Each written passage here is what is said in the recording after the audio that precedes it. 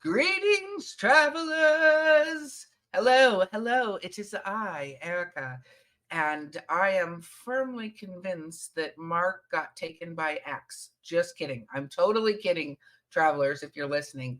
Actually, you could probably hear it a little bit in my voice. We got some fun con crud from Dragon Con, the whole Eerie Travels crew, and unfortunately, Mark lost the lotto of who loses his voice. So Mark's voice is presently gone. Mine is waning, but I'm troopering through. So we have an exciting show for you today anyway. So we don't need him. Just kidding. We love you, Mark. But first, I do have some breaking news. And normally Mark would go, breaking news. So here it is. There is a wonderful article today in Popular Science that says the dye in Doritos can make mice transparent. So, of course, I had to read this. And it turns out, I'm going to post the link to the article because it's hysterical to me. But yellow dye number 5 can apparently turn biological tissue transparent to the naked eye. So, it's doing a whole different way of looking at people's abdomens and stuff like that. So, it's like a very different than doing an x-ray or stuff like that.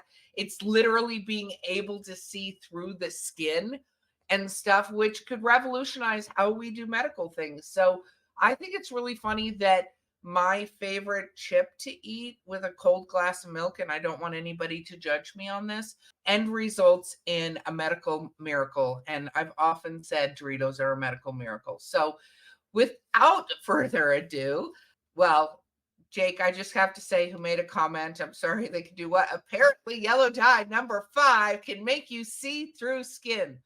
Now, as a disclaimer before I bring on our amazing guests, do not go try to eat as many Doritos or yellow dye number 5 as possible. Let them experiment with it. Make sure it's safe. Make sure we can do this to humans because I don't know how much it takes. So let's try to not do anything that's dangerous until that happens. Okay, Bo, I'm going to tell you what to do. Anyway, without further ado, I'm going to bring on our 2 amazing guests for today. We are super lucky. Yay! Hello, welcome. Thanks for having us. Oh, yes, absolutely. So, again, sorry Mark couldn't be here, but let's just do a little introduction because we are so super excited to have you. So, Marty, do you want to start? Yeah, sure. Everybody calls me the NonnaBoss, and I do have my own YouTube channel called the NonnaBoss. And I've been, looking into Bigfoot and Bigfoot related things and paranormal and all kinds of crazy fun things. So I've been doing that for about 2.5 years now. But Bigfoot's my favorite. He's my favorite cryptid out of everybody. Now, there are some people that are going to be listening to this audio recording. I'm just going to say, if you get a chance, go on the YouTube if you haven't seen it, because your entire back setup is just, it's nothing short of amazingly magical. And you have this glowing Bigfoot that is just phenomenal. And I'm super jealous. So now, like, I've got a lot of ideas for how to set up my backdrop. But Marianne, will you introduce yourself? Well, my name's Mary Ann, and I am a BFRO researcher from the state of Missouri. I currently lead the BFRO expeditions in the state of Missouri. And in 2025, I will be leading the expeditions in Arkansas and Oklahoma. I also am the founder of the Ozark Mountain Bigfoot Conference, and we are getting ready to have our 3rd annual Bigfoot Conference on September the 28th. So where is that conference? Let's just do the shameless plug now. We're going to do it several times. So where is that conference? It's in Springfield, Missouri at Relics Event Center. And if you go onto Eventbrite, you can get tickets for that. Now, that is simply the day of the conference. Now, we also, and this is how we're different from everybody else, we have a camp out with our conference. We have private property that last year we had a Bigfoot in our camp. And if people are interested in that, I still have a few spots open, and they can reach out on Facebook to Ozark Mountain Bigfoot Conference, and we can get them set up to do that. Wow. So We gotta That's a lot to unpack, right? Yeah, there's so much to unpack, but I have to start with, there was a Bigfoot in your camp. This Yes, ma'am. is exciting and yet terrifying, because camping to me is terrifying, and then knowing that a Bigfoot was in the camp. So what happened there? Well, so there was a few things that led up to it. This was the very last day of the camp out, the last night. And we laugh. Daniel Perez put it in the Bigfoot Times that it was the perfect storm. We literally had a little storm roll through. People were having to hold their tents down. Our cook tent was demolished. And one of the ladies that was in the tent with Marty decided to sleep in her vehicle because she thought it was going to be wet, right? And somewhere after between 3 and 3:30 a.m., she was awoken, and she looked out, and she was parked right next to my husband and our tent. And right behind our tent, she could see it standing there looking out over the camp area. And my husband could hear it at the same time. Now, I'm dead to the world because we've camped all week. We've had a conference. I'm worn out. And the thing's standing behind my tent, and I don't know a thing about it, right? So, unbeknownst, the next morning, in passing, as people are going to the bathroom and getting up and moving around, just doing their thing, everybody starts talking about what they are hearing. And so finally, Marty and I go over and literally drag Shane, our tracker, out of the tent. And we're like, we think you need to come out here. And he told us later, he said, I was threatening to beat you all because he said, I didn't think you had anything. And he said, I was going to be really upset with y'all. Well, he had to eat crow because we had compression racks all around our camping area. It had made a complete circle, and it stayed in the area where the grass was really tall, so he could track it completely around the whole field. And luckily, the people that were there, they all had enough wherewithal when they were hearing things to look at their phones or their watch or whatever they had, right? And we were able to track it. It made a complete circle around our whole camping area. Yeah, because the way that it's set up in this property is like it's a huge, like big kind of open field. So all of the tents are along the perimeter, like a square. And then in the center is where the cook tent, and it's like where everybody goes to, to eat and get stuff to drink and things. So that's in the center. So it literally just came into camp and just went all the way around the perimeter until somebody came out. I think it was about between 25 to 30 minutes of an encounter. Someone ended up waking up and needed to go to the restroom, and they unzipped their tent, and then it took off. Yeah. Wow. So it was a good 30 minutes. Yeah. That's amazing. That is truly amazing. Apparently you have a fan, Cindy, here. Cindy's actually one of the crazy cook ladies that cooks for us.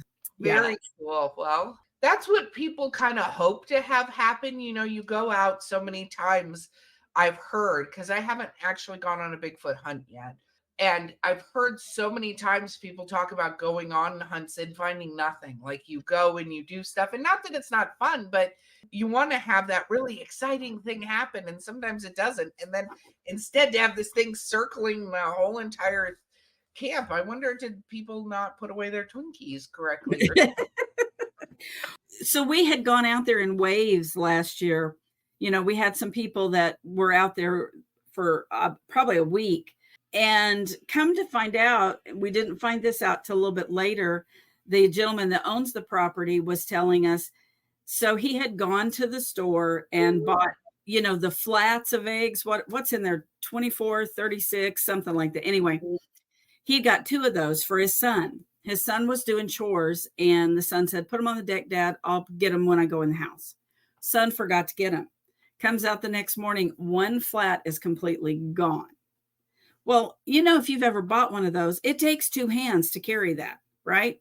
If a bear got it, he's going to eat it right there. There's going to be a big mess.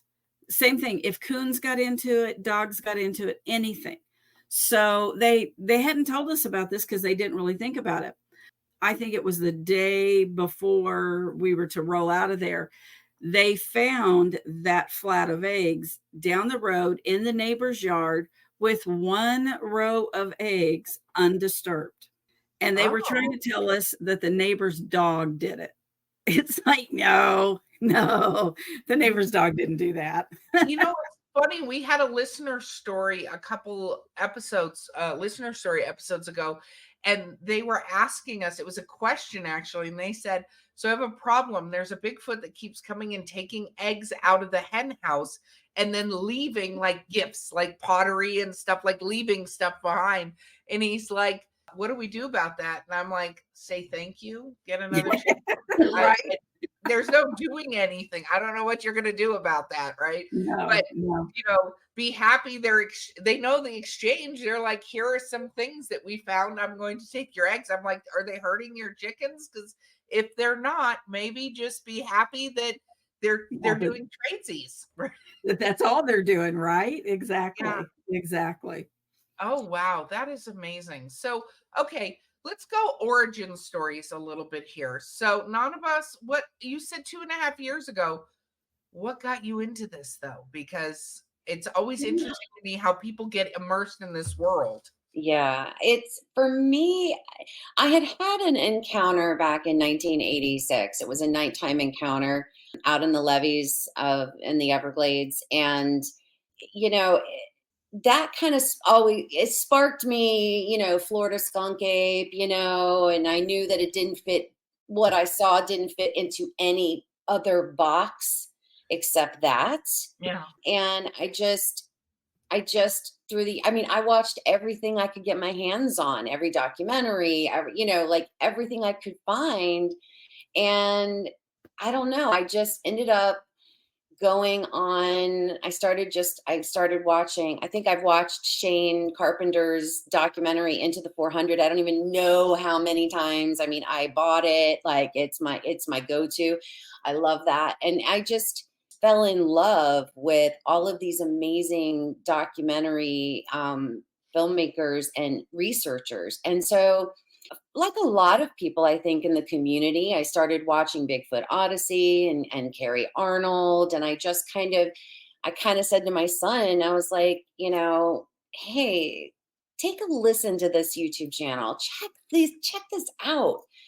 And come to find out, after he ends up watching a few episodes, he ends up telling me that he had an encounter when he was 8 years old that he never told me about. And I was very kind of shocked about that. And then we end up getting to know Marie Dumont on Facebook through her Facebook page. She ends up putting a advertisement on her Facebook page to go to the Crowley Nature Museum on a Bigfoot expedition with Stacy Brown. Oh, So the skunk ape, that skunk ape man right there. that is. Hey, Stacy, I don't know if I've told you this recently, but I have the Twilight vampires. They're still the strongest. I have to throw that out there. He's so mad about that. Anyway, moving on. I love me some Twilight vampires, so I'm right there with you.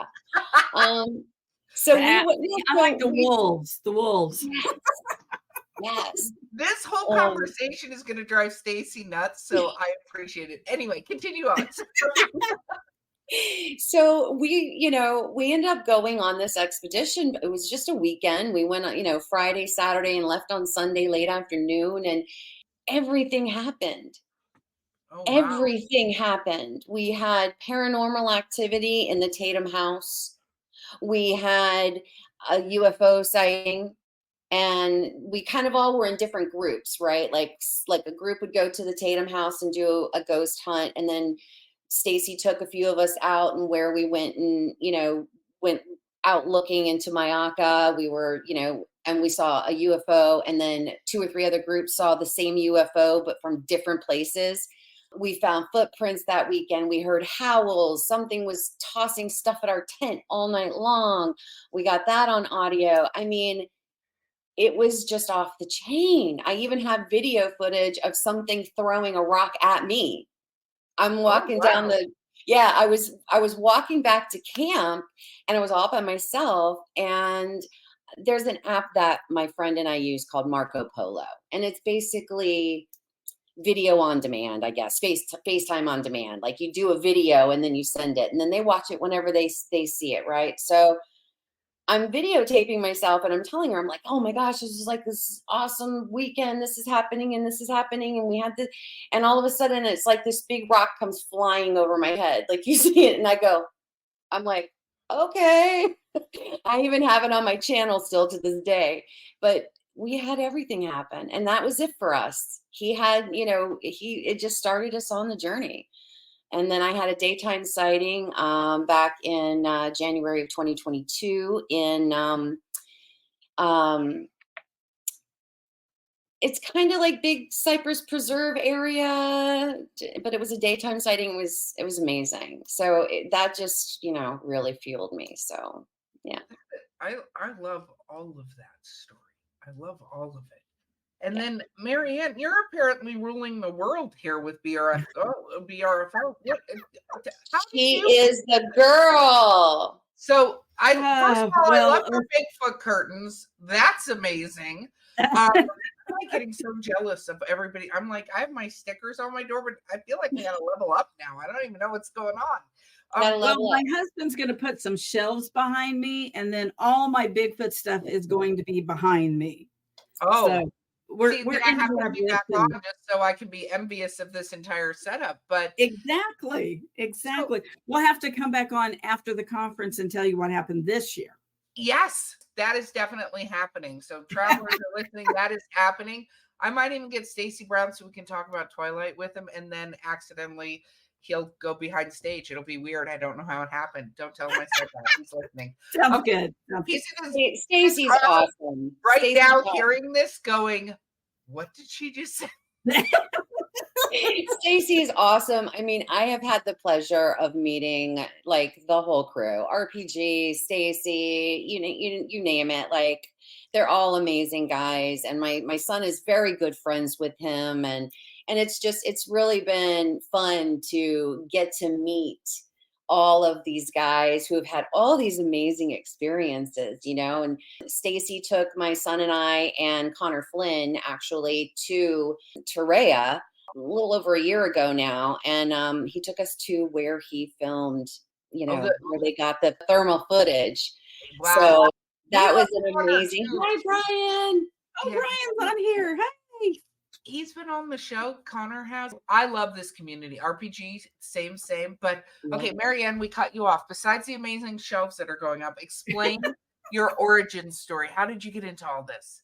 Well, ever since I was a little kid, I've always liked the weird stuff. I would spend time in the library and it was always Bigfoot, Loch Ness Monster, anything like that. Right. And then as, a young adult, I used to watch Monster Quest, all that kind of stuff. And I work in a spa, and all the girls down there know if it's weird, I'm all about it. Right. So one of the girls one day was like, hey, there was a Bigfoot sighting in the county. And I'm like, what? Excuse me?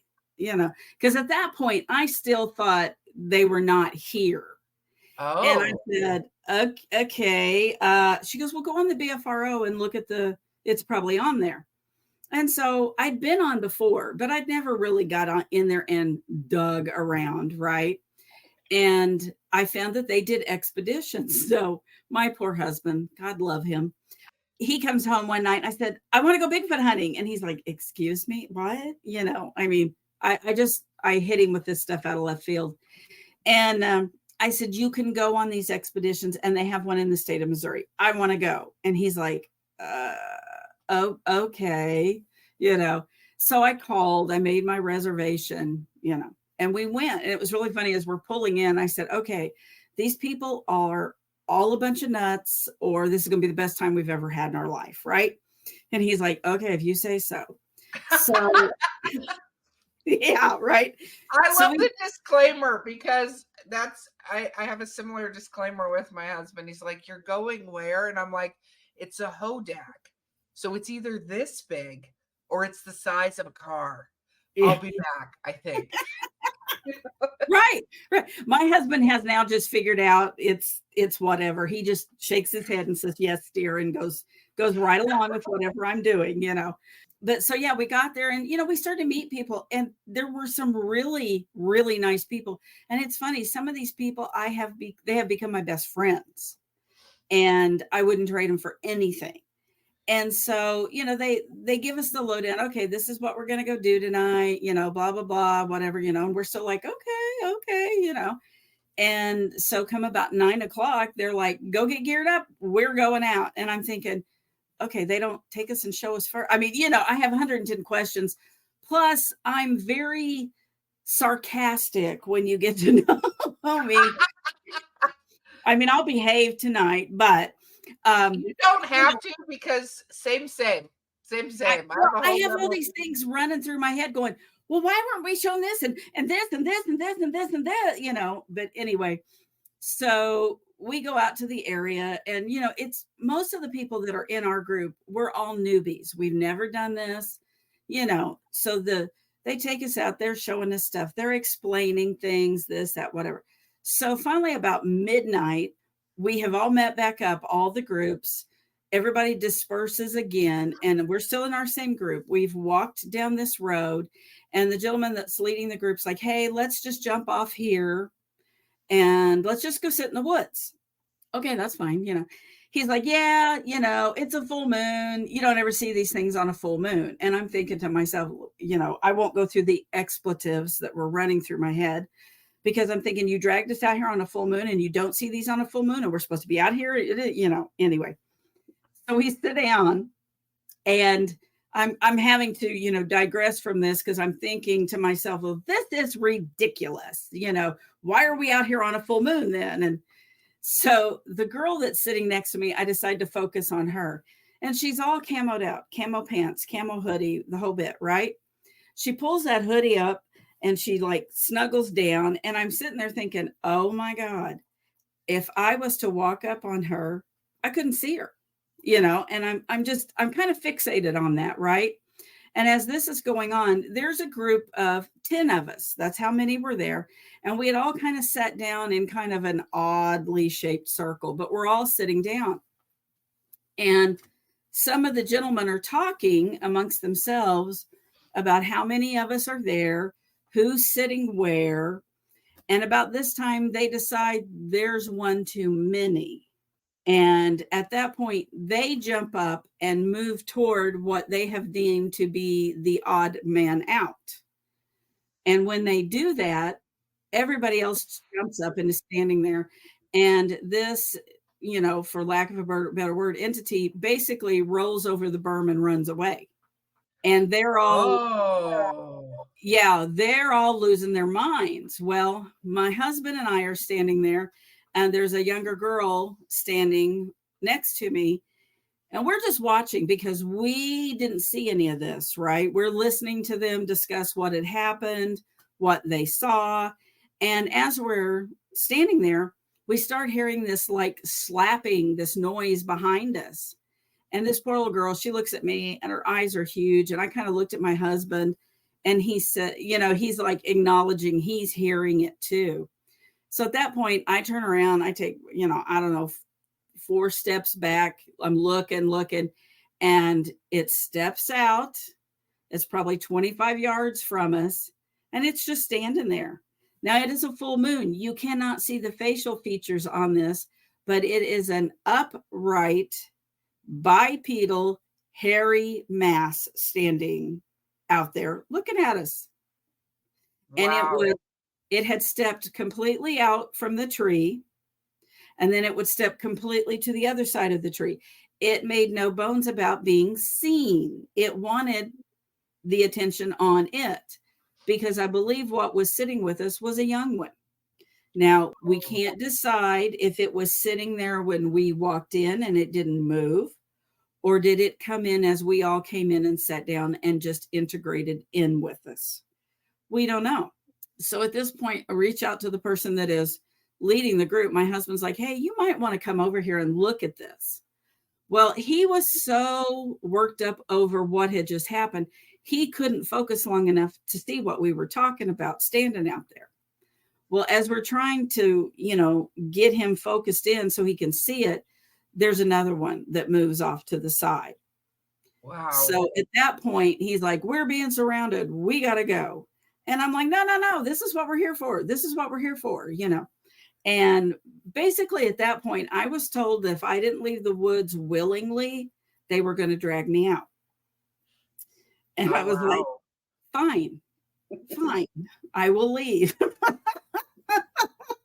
I'm thinking that's what we're there for. But anyway, so as we walked out, it followed us. You could hear it following us.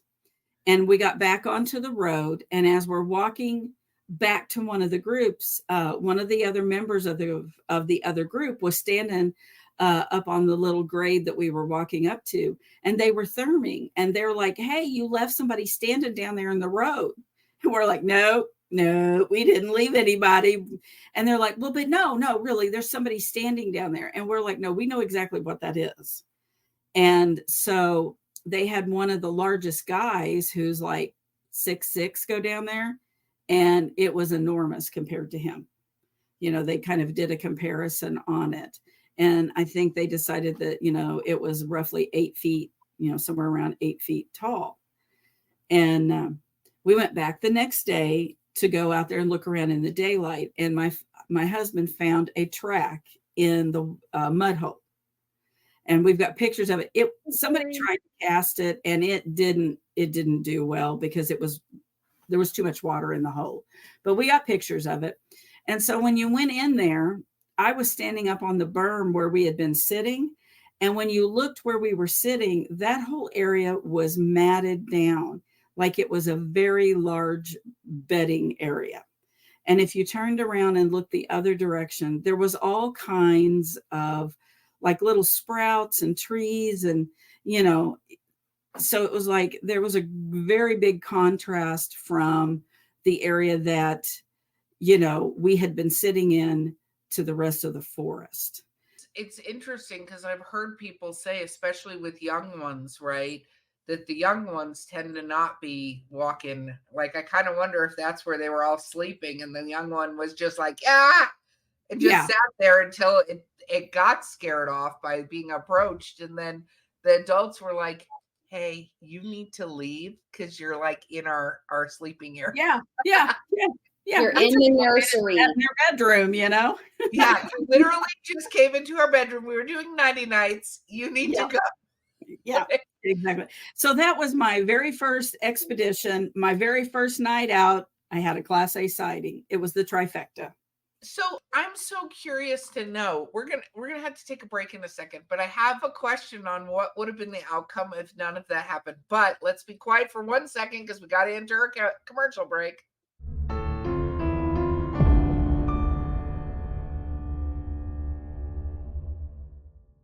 Most know Florida as the land of endless sunny beaches, but the state is home to numerous eerie legends and mysterious creatures. The Everglades is home to the elusive skunk ape. In Key West lies an uncanny doll reputed to have a life of its own. Join Mark Muncy and illustrator Carrie Schultz as they uncover the history behind the state's creepiest stories and unusual locations. The Dark Side of the Sunshine State, presented in Eerie, Florida, from History Press.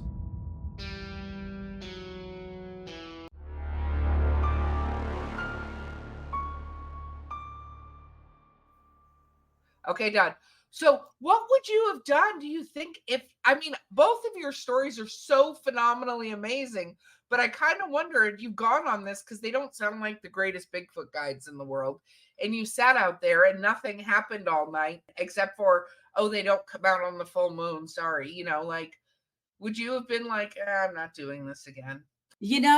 I don't know at that point. If I'd have had absolutely nothing happen, absolutely nothing, I probably would have had a hard time getting my husband back out there. But after that, the next day I looked at him, I said, I'm hooked. We're doing this. I'm doing this. And the thing about it is, and I don't know, so 90% of the time when we go out, we have stuff happen. One of the guys calls me a Bigfoot magnet.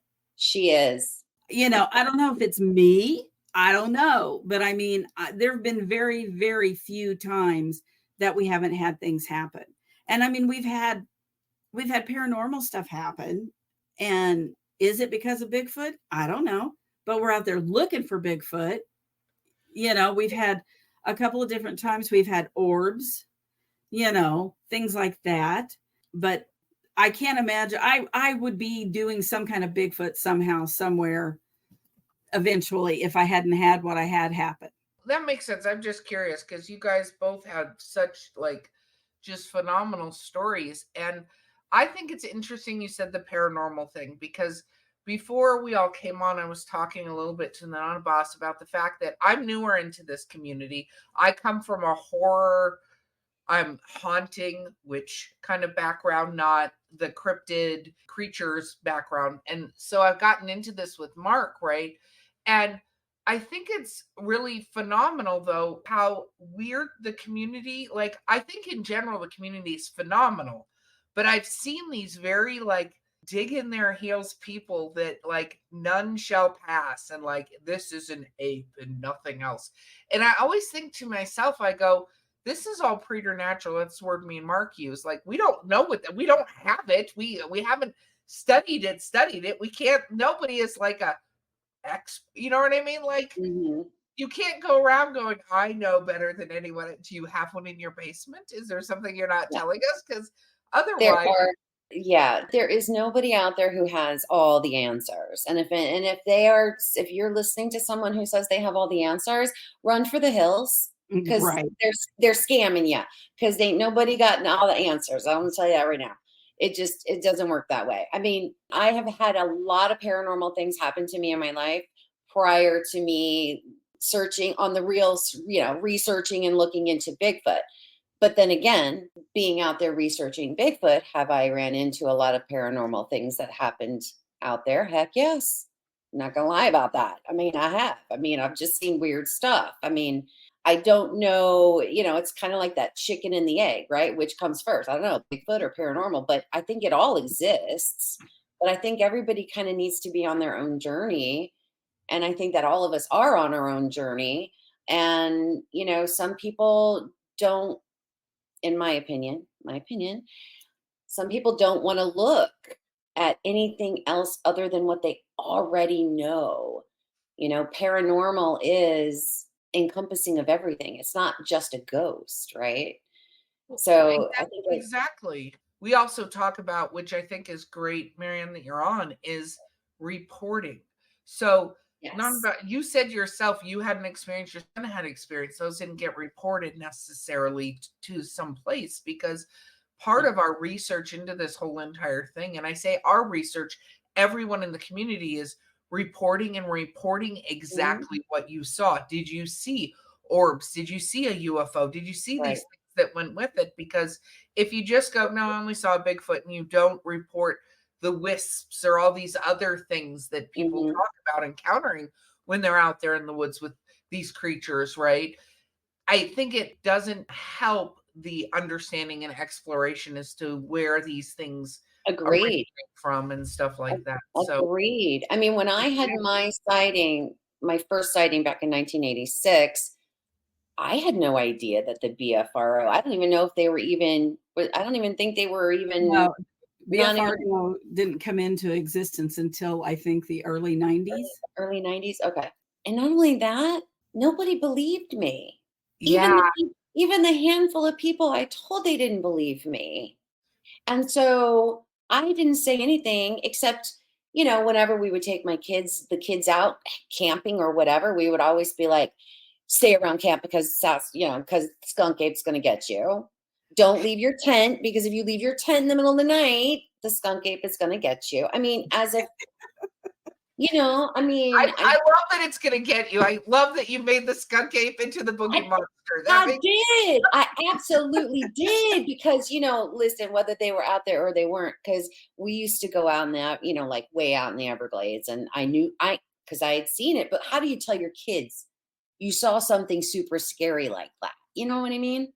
No, it's true. But I lived in Florida for a long time, so I could talk about the hordes of boar and the gators, which I will take skunk ape over those any day. Any day.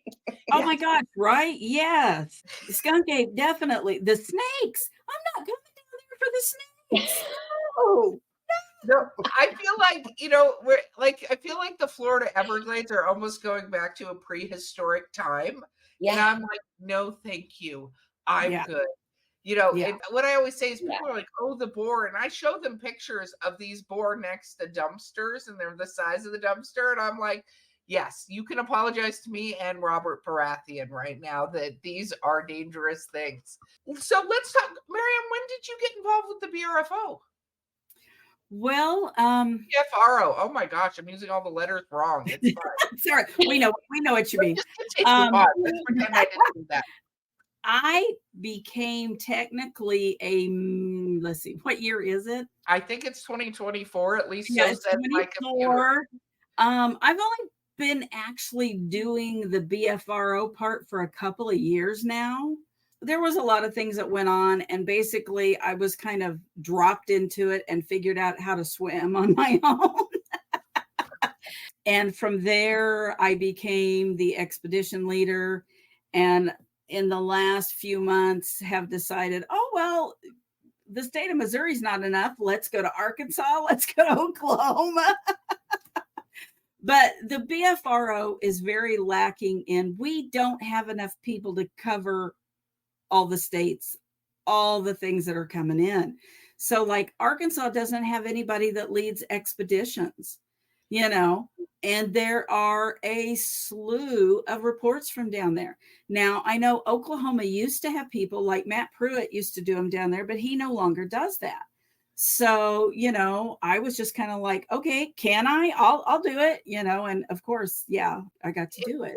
If somebody wants to get involved in this organization, like I've never even had this topic come up, but if somebody wanted to get involved in the organization, what should they do? First of all, you need to go on a BFRO expedition, because if it's a good expedition, they're going to teach you a lot of things you need to know.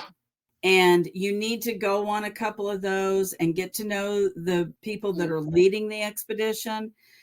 Because the only way that you can get in is if you are invited in. When you go on these expeditions, for lack of a better term, you're proving yourself. They're looking for people that can go out there and record the data, that can find the tracks, that can cast the tracks. And everybody has their own kind of niche. Some people are all about the tracks. Some people are all about recording the sounds.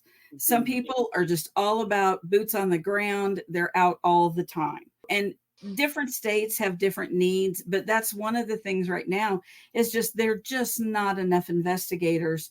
When I got started on it, there's a backlog of reports that nobody's investigated yet. So I'm investigating reports that are a little bit older. And right now I'm so excited. I took a report. Oh, you don't understand. I'm like, it's all I can do to sit still right now. Saturday night, now I'm really excited. Let's do this. Saturday night, I pulled a report off the flats of a gentleman shooting at a Bigfoot here in the state of Missouri, 2 counties over. I was immediately on the phone calling him. He didn't answer. And I'm like, crap. Next day I'm on the phone calling him again. He's still not answering me. Third day I'm emailing him, Finally, gosh, what was it? I worked Tuesday. He calls me in the middle of the day and I'm at work and I can't answer it, so I'm like texting him going, I really want to talk to you. Can I call you later? And call him later, nothing. So finally he did call me today and I spent 45 minutes talking to this gentleman. And after talking to him, I believe he did it. I believe he did it. I believe what he saw, and he has agreed to take me to the spot. So he shot it or shot at it? He shot it at least 1 time. He shot at it a total of 3 times. Wow. And he's afraid to go back into the woods at this point. And this is, a gentleman that's been raised in the woods. And, his biggest thing is, I need answers. I need to know what I saw. What was that?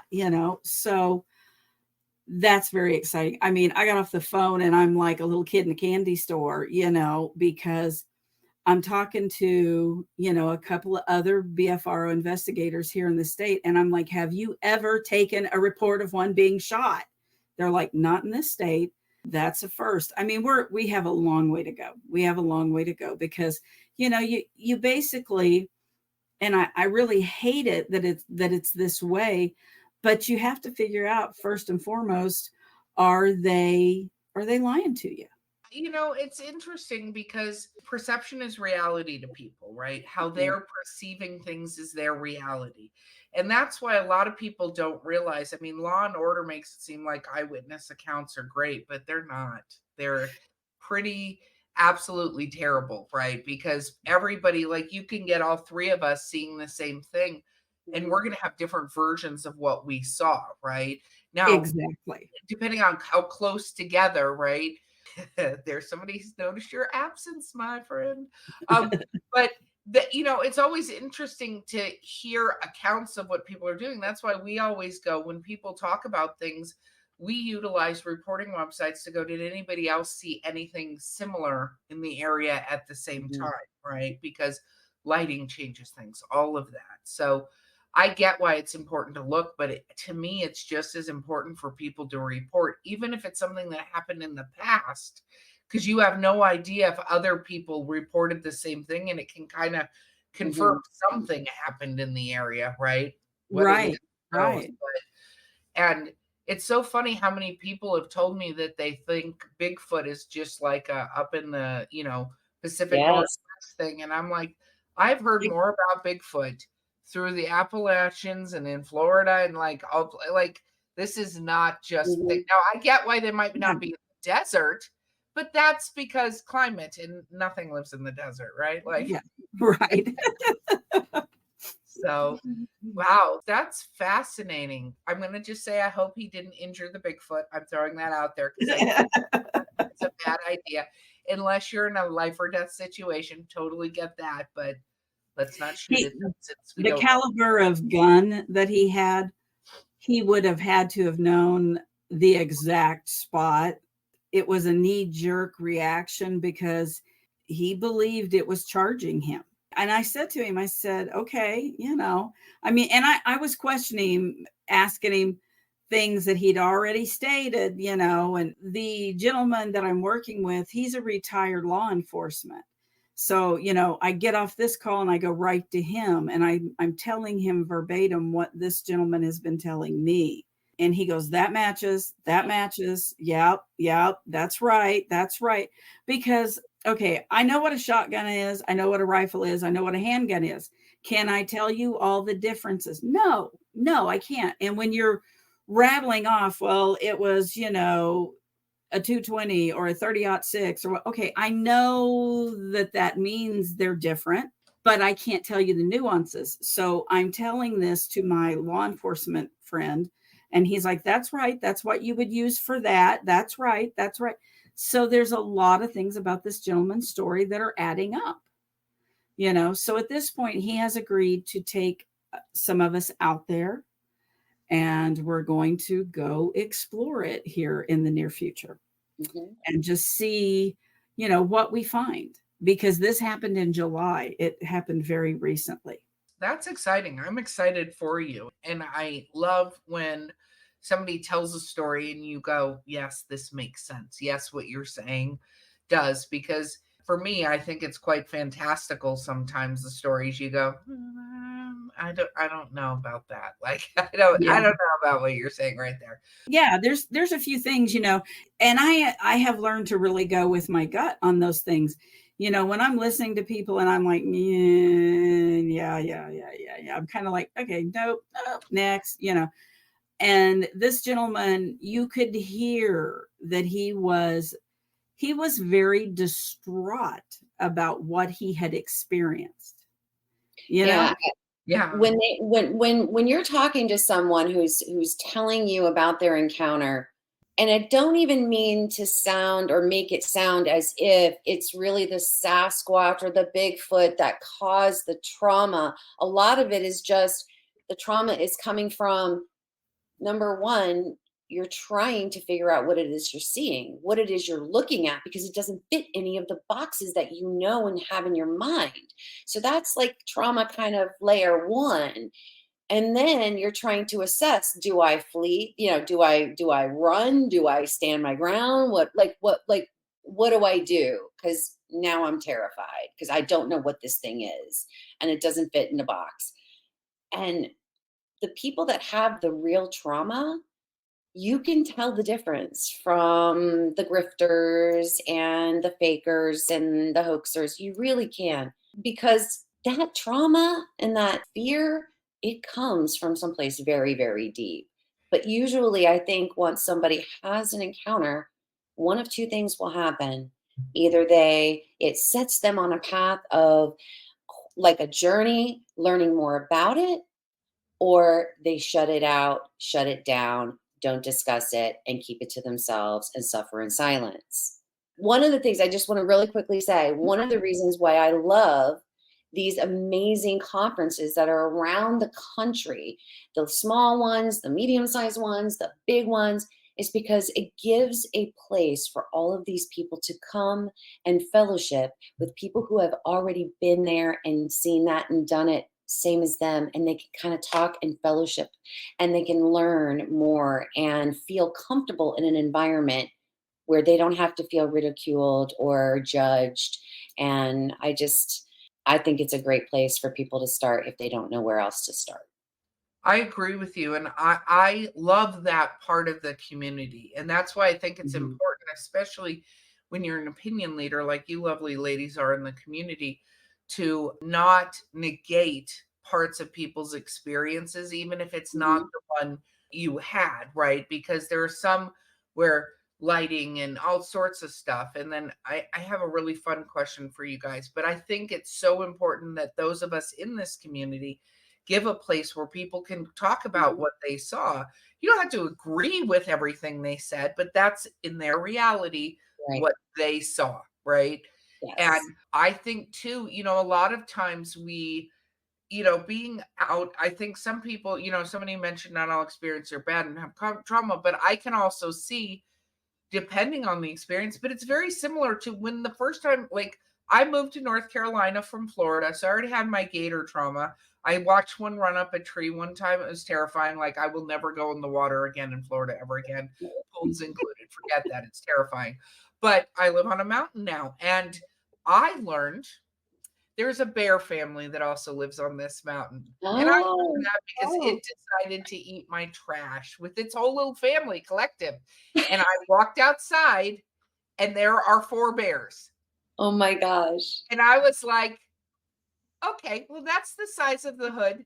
And me and my husband were like stepped out. And then I was like, I started pushing back into him and I'm like, that's the bear.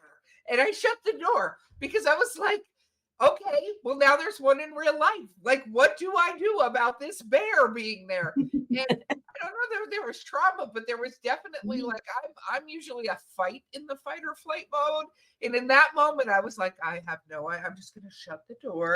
You're like, quietly the car alarm, and hopefully, and it did scare them off, right? I hit the car alarm.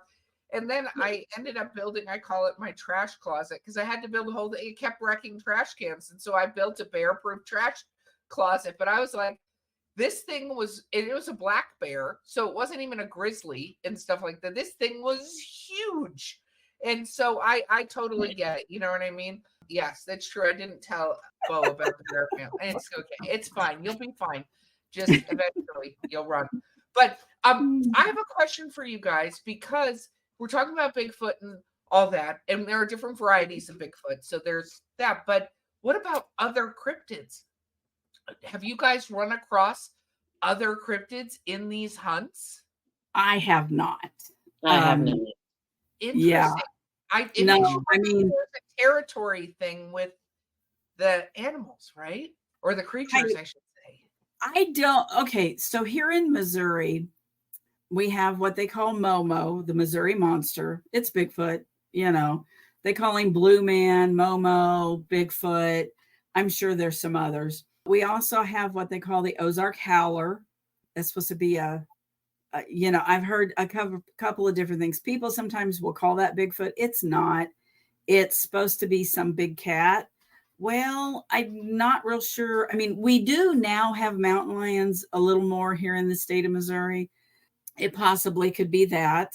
In the area we live in, we have, stories about hellhounds, the big black dogs, I mean, we have those things, but when we're out, I've never experienced anything short of orbs. We have experienced orbs multiple times on multiple, expeditions. And I have never seen an orb. That's the one thing I'd love to see, but I've never seen an orb. My husband has seen them a couple of times, and he is the resident skeptic to this day about all of it. Everybody's like, how can you live with her and be the resident skeptic?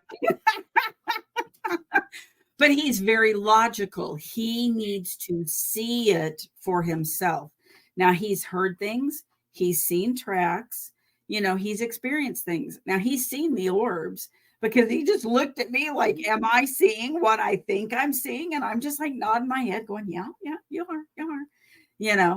I think it's good though to have a skeptic, and my other half is that way too. Not that he's not negative. He's not, well, this is all dumb, but he's just like, let's see it. But then certain things have happened, right, from a paranormal standpoint. And he goes, okay, so this is a fun story. And I'm like, well, logically it could be this, or it could be ghost, like, I don't know, it could be like, you never know what it is. Right. So I think that's interesting though, that, and I'm kind of wondering, and then when I have you back on the show, you're going to be like, Erica, we saw a dog man.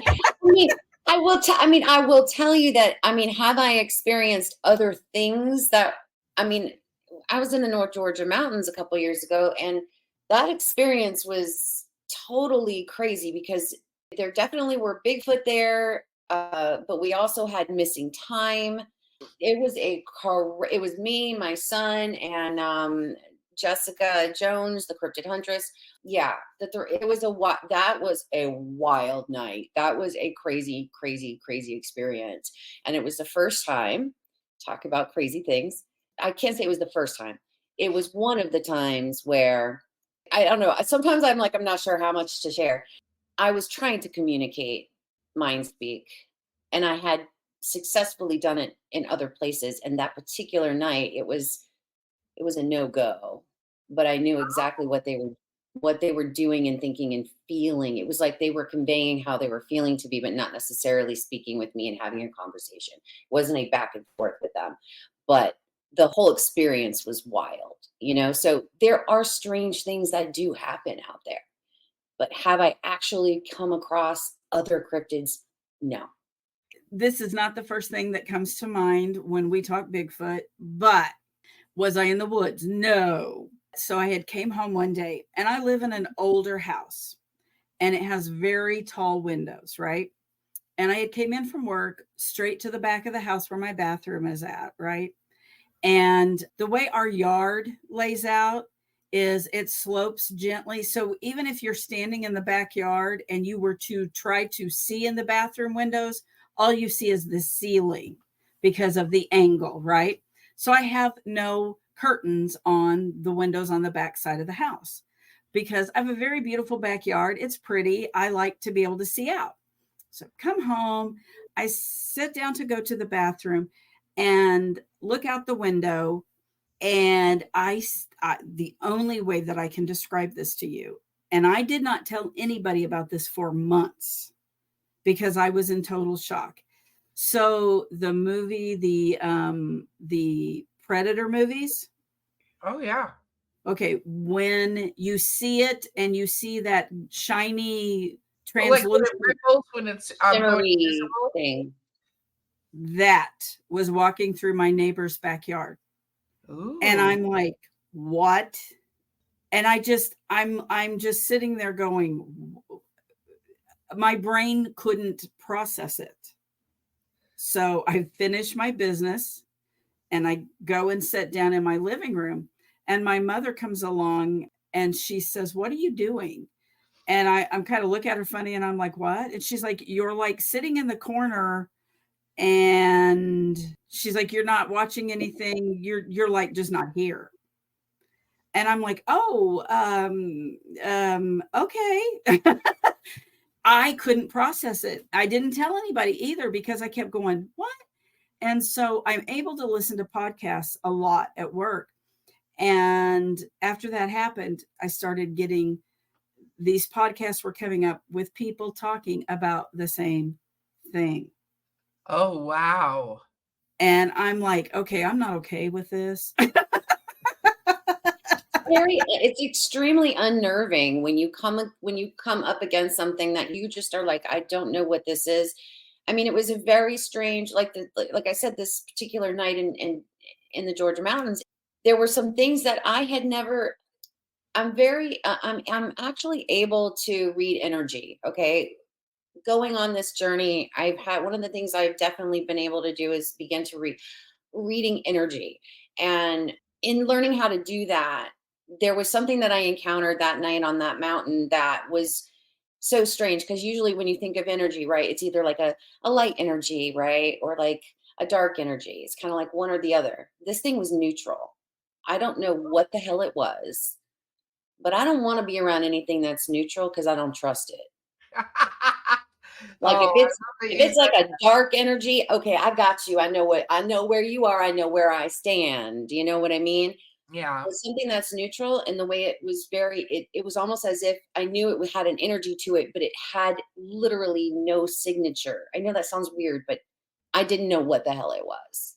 So when you come up against something, you have literally no idea. So I get you, Marianne. I would have been like, Well, and I would it's have been funny. freaked It out. was probably about 4 or 5 months later, a couple of the guys that we Bigfoot with and my husband, we're all sitting at the dining room table because we're getting ready to leave the next morning to go to the Kaimichi Mountains with Shane. And we're sitting there eating, and I blurt this out, and they all like put their fork down and just look at me. They're like, what? And I had just blurted it out. I didn't have any intention. It came out. And they're all just kind of looking at me, and I'm thinking, okay, yeah, they don't think I'm nuts now, you know. And I said, I don't know what to do with it. I have to talk about it now. I love that you said that. I'm glad that you said you have to talk about it because I think it's important. I just wish more people were understanding of those communications. Mhm. But Yeah, because you know, a lot of people tell you, oh well, you know, whatever, you know. And it's like, no, I know what I saw. You know, it got my attention. I saw that walk through my neighbor's yard. You know, if I was going to make stories up, that's not the story I'd make up. Right. and that's the other thing, because it's not like it necessarily had an interaction with you or whatever.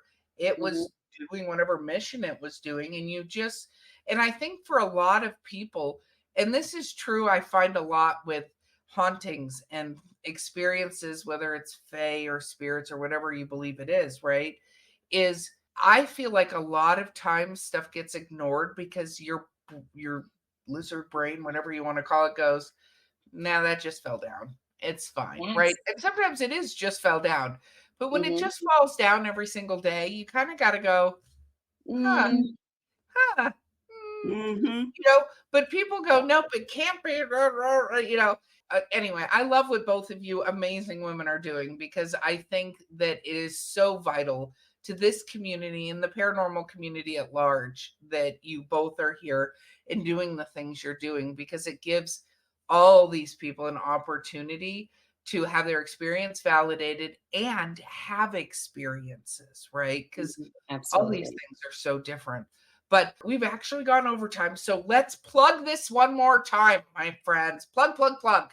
The Ozark Mountain Bigfoot Conference is in Springfield, Missouri at the Relics Event Center. It is September the 28th, and that is the day of the conference. The speakers are Brian Sharp King, Richard Brian King Kreider, Sharp. Jason Kinsey, Wayne Thoreau, Shane Carpenter, and Richard Taylor. Robert Kreider, right? Yeah, Robert Kreider. All those people are going to be there and speak that day. All those people are also going with us on the camp out. So that's the part of the camp out, you know, you get days of one-on-one time with the speakers. We take you to private property. It is primitive camping, but we feed you twice a day. We've got porta potties and we've got running water. And you get to be boots on the ground with some of these big people in the Bigfoot community. You And learn a what else lot. could possibly happen? All kinds of things can happen out there. Or if you're like Marianne, you will sleep through the Right? entire epic Bigfoot experience. Well, that's why we're doing the conference first thing this time. I didn't sleep through the last one, and I don't plan on sleeping through this one either, because I know we're going to have another one. Marty and I are going to go up and sit in the sassafras bushes because we're going to be squatch bait this time. We're going to be squatch bait. Well, I think that between the two of you that it's gonna happen, because you both apparently are magnets. So bringing the two of you together is like lightning in a bottle. So I am so excited for this hunt for you guys. This is so amazing. And you're gonna come back on after this, and I want to hear all of the stories from this event. Okay. I cannot wait. I'm sad that we're gonna be at another event that weekend. Otherwise, because now I'm all excited about this and yet terrified at the same time. I'm going through this like emotional rage of like, let's go do this. And then I'm like, no, I'll be at camp making s'mores. Like it's very hard. It's one of we would let you do that if that's what you wanted to do. You can stay in camp and we'll come back and tell you about what happened. Well, that's fine. Then next year I am there. I will bring such a smorgasbord, and then I will just sit with my foghorn. So whenever happens to me, because that's what will happen, because I'm like, I don't want anything to happen. Then it's like, and Bigfoot will come sit across and have s'mores with me. It'll be weird. And I just really quick before we go, I just want to thank all of our supporters over there in chat. Gary, Jean, Cindy, Brian Barber, Matt popped in, my son for a little bit. Thank you guys for being here to support us as well. And Gary, I'm going to see you soon. Cindy, I'm going to see you soon. Brian, why are we not seeing you? He said he's going to try and make it next year. All right. I'm going to hold come to my s'mores. It'll be good. He'll be there. See? Exactly. So how do people find you guys, though? Marianne, how do people locate you? They can find anything that we're doing outing-wise on the Ozark Mountain Bigfoot Conference. It's on there. Or if they want to go with us for the BFRO stuff, you go to bfro.net. And they can sign up for anything that we have going on there. Currently, the only thing going on that is the Fall Missouri Expedition, which is October the 10th through the 13th. But after the first of the year, the Arkansas and Oklahoma and Missouri stuff will all be up and going. And they are more than welcome to come and go with us on that. Very cool. And NonnaBoss, where do people find you? My YouTube channel, The NonnaBoss. Okay. That's it. Yay. Easy. So thank you both again for being here. Again, I'm sorry Mark had lost his voice and couldn't be here, but I hope he feels better. Because this was epic. All girl chat. What? Yeah, girls' night. And as he would say, travelers out there, absolutely remember to, 1, take somebody with you, 2, go out on some of these adventures. If you see something, say something. And do not forget to report. We need it. And hopefully late at night out in the woods, you'll look over and what you thought was a shadow next to you will get up and move. And with that, we'll see you on the other side.